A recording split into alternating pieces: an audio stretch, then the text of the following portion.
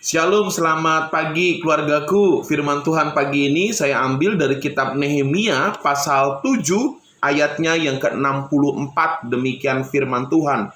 Mereka itu menyelidiki apakah nama mereka tercatat dalam silsilah, tetapi karena itu tidak didapati, maka mereka dinyatakan tidak tahir untuk jabatan imam.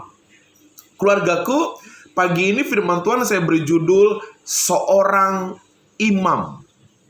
Bapak Ibu, keluargaku yang dikasihi Tuhan Yesus Kristus, salah satu tipu muslihat iblis yang memisahkan gereja, yang menghancurkan gereja, yaitu iblis memiliki strategi membagi gereja dalam dua kelompok besar, saudara.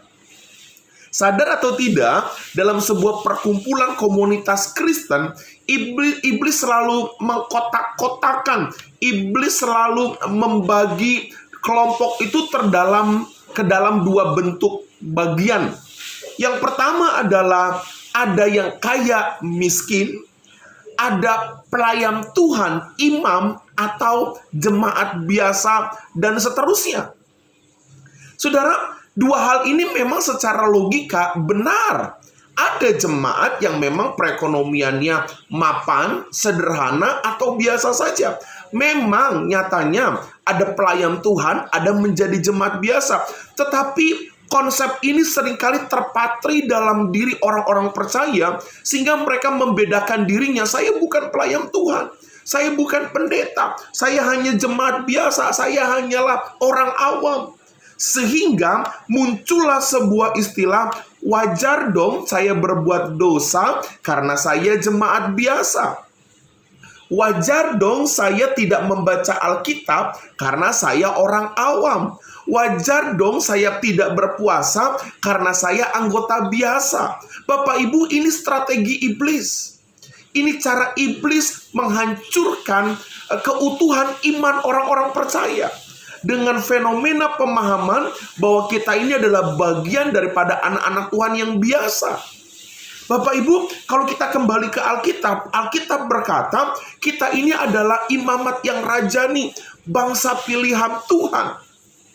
Saudara dan saya, ketika ditebus oleh darah Yesus, kita ini adalah imamatnya Allah, imamat yang rajani.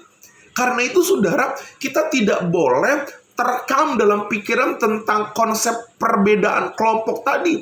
Itu cara iblis menghancurkan iman kita. Karena itu saudara, siapapun saudara sebagai pendeta, pelayan Tuhan, bahkan jemaat, kita ini sama. Kita ini adalah seorang imamnya Tuhan.